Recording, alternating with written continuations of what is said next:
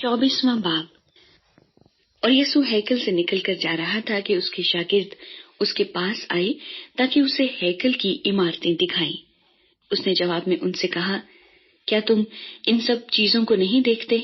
मैं तुमसे सच कहता हूँ कि यहाँ किसी पत्थर पर पत्थर बाकी न रहेगा जो गिराया न जाएगा।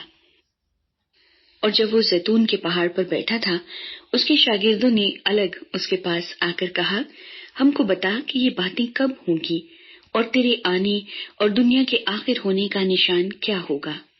यीशु ने जवाब में उनसे कहा कि खबरदार कोई तुमको गुमराह न कर दे, क्योंकि बहुतेरे मेरे नाम से आएंगे और कहेंगे मैं मसीह हूँ, और बहुत से लोगों को गुमराह करेंगे, और तुम लड़ाइयाँ और लड़ाइयों की अफवाह सुनोगे। खबरदार, घबरा न जाना, क्योंकि इन बातों का वाक़ई होना जरूर है, लेकिन उस वक्त खात्मा न होगा। क्योंकि कौम पर कौम और सल्तनत पर सल्तनत चढ़ाई करेगी, और जगह जगह काल पड़ेंगे और भूचाल आएंगे, लेकिन ये सब बातें मुसीबतों का शुरू ही होंगी। उस वक्त लोग तुमको इज़ा देने के लिए पकड़वाएंगे और तुमको कत्ल करेंगे, और मेरे नाम की खातिर सब कौमें तुमसे अदावत रखेंगी। और उस वक्त बहुतेरे ठोकर खाएंगे और एक दूसरे को पकड़वाएंगे और एक दूसरे से अदावत रखेंगे, और बहुत से झूठे नबी उठ खड़े होंगे और बहुतेरों को गुमराह करेंगे। और बेदीनी के बढ़ जाने से बहुतेरों की मोहब्बत ठंडी पड़ जाएगी, मगर जो आखिर तक बर्दाश्त करेगा वो निजात पाएगा। और बादशाही की इस खुशखबरी की मुनादी तमाम दुनिया में होगी, ताकि सब कौमों के लिए गवाही हो, तब खात्मा होगा। बस जब तुम उस उजाड़ने वाली मकरू चीज को, जिसका जिक्र दानियल नबी की मार्फत हुआ, मुकद्दस मकाम पर खड़ा हुआ देखो, पढ़ने वाला समझ ले, तो जो यहूदिया में हो वो पहाड़ों पर भाग जाएं, जो कोठे पर हो वो अपने घर का असबाब लेने को नीचे न उतरे, और जो खेत में हो वो अपना कपड़ा लेने को पीछे न लौटे। मगर अफसोस उन पर जो उन दिनों में हामिला हूँ और जो दूध पिलाती हूँ। बस दुआ करो कि तुमको जाड़ों में या सबत के दिन भागना ना पड़े, क्योंकि उस वक्त ऐसी बड़ी मुसीबत होगी कि दुनिया के शुरू से न अब तक हुई न कभी होगी। और अगर वो दिन घटाए न जाते तो कोई बशर न बचता, मगर बरगुज़ीदों की खातिर वो दिन घटाए जाएंगे। उस वक्त अगर कोई तुमसे कहे कि देखो मसीह यहाँ है या वहाँ है, तो यकीन न करना, क्योंकि झूठे मसीह और झूठे नबी उठ खड़े होंगे और ऐसे बड़े निशान और अजीब काम दिखाएंगे कि अगर मुमकिन हो तो बरगुज़ीदों को भी गुमराह कर लें।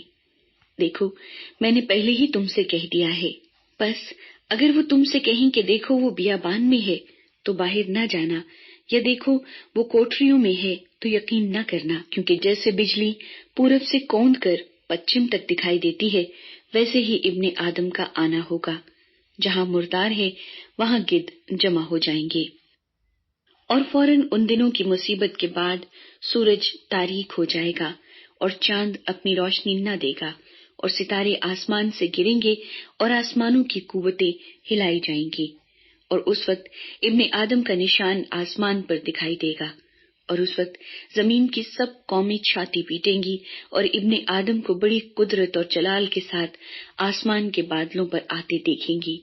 और वो नरसिंगे की बड़ी आवाज के साथ अपने फरिश्तों को भेजेगा, और वो उसके बरगुज़ीदों को चारों तरफ से आसमान के इस किनारे से उस किनारे तक जमा करेंगे।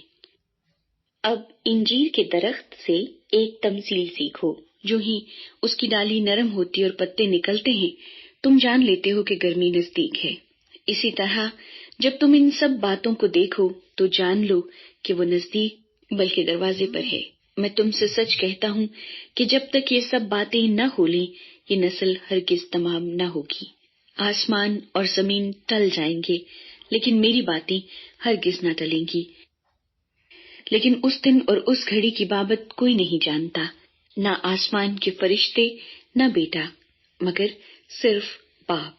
जैसा नूह के दिनों में हुआ, वैसा ही इब्ने आदम के आने के वक्त होगा।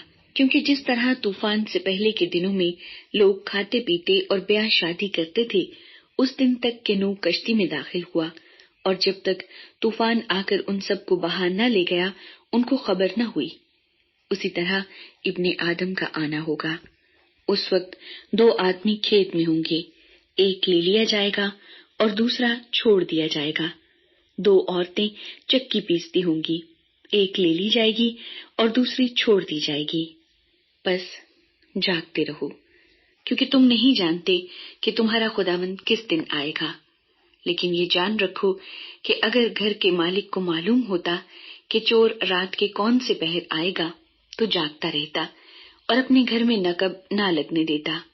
اس لیے تم بھی تیار رہو، کیونکہ جس گھڑی تم کو گمان بھی نہ ہوگا ابن آدم آ جائے گا۔ بس وہ دیانتدار اور عقل مند نوکر کون سا ہے جسے مالک نے اپنے نوکر چاکروں پر مقرر کیا تاکہ وقت پر ان کو کھانا دے۔ مبارک ہے وہ نوکر جسے اس کا مالک آ کر ایسا ہی کرتے پائے۔ میں تم سے سچ کہتا ہوں کہ وہ اسے اپنے سارے مال کا مختار کر دے گا۔